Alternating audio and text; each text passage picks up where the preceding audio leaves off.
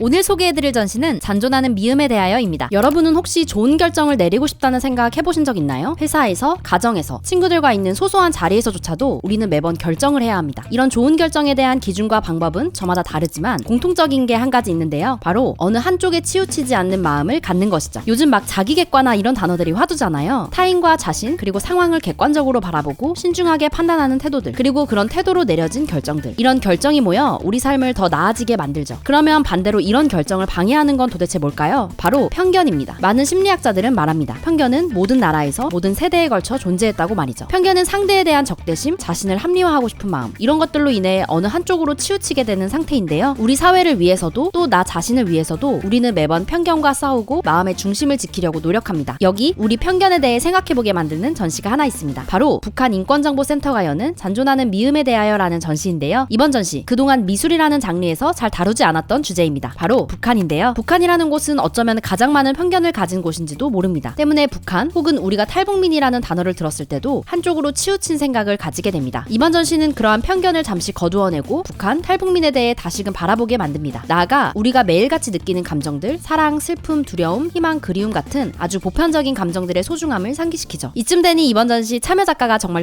궁금해지는데요. 이번 전시는 박심정훈, 이정, 사위, 그리고 안충국 작가 4인이 참여합니다. 지난 5월 이번 주제로 함께할 작가를 공모했다고 하는데요. 이 공모를 통해 최종 선발된 청년 미디어 아트 작가 3인과 함경북도 출신의 안충국 작가가 손을 잡고 하나의 전시를 완성하게 된 것이죠. 이번 전시가 미디어 아트로 시작되는 점도 참 흥미로운데요. 보통 이런 주제의 전시들은 회화, 그림을 통해 아주 선명하게 주제를 보여주는 경우가 많은데요. 장르와 매체부터 이번 편견을 깨주듯 이번 전시는 흥미로운 미디어 아트로 가득합니다. 그중 박심정훈 작가의 작품을 보면요. 화면 속에 자막 외에는 어떤 이미지도 없어요. 처음에는 이게 작품인가 싶은데요. 이내 거세게 쏟아지는 빗소리가 들리죠. 시각보다는 청각을 써야 하는 점부터 독특하고 신선한데요. 더 흥미로운 점은 작품에 더 가까이 다가가면 빗소리 대신 누군가의 독백이 들린다는 겁니다. 바로 탈북민의 목소리죠. 이번 전시는 이렇게 모든 작업이 탈북민의 참여로 이루어졌는데요. 전문 예술가의 작품에 탈북민이 직접 참여하며 마치 서로 협업하듯 하나의 작품을 완성한 셈이에요. 박심정훈 작가의 작품이 무엇보다 재밌는 점은 바로 관람객들의 참여까지 중요해진다는 것인데요. 관람객이 작품과 멀어지면 이내 탈북민의 목소리도 멀어집니다. 이 작품에 가까이 다가가며 들리는 목소리 이야기는 어떤 내용일까요? 조금은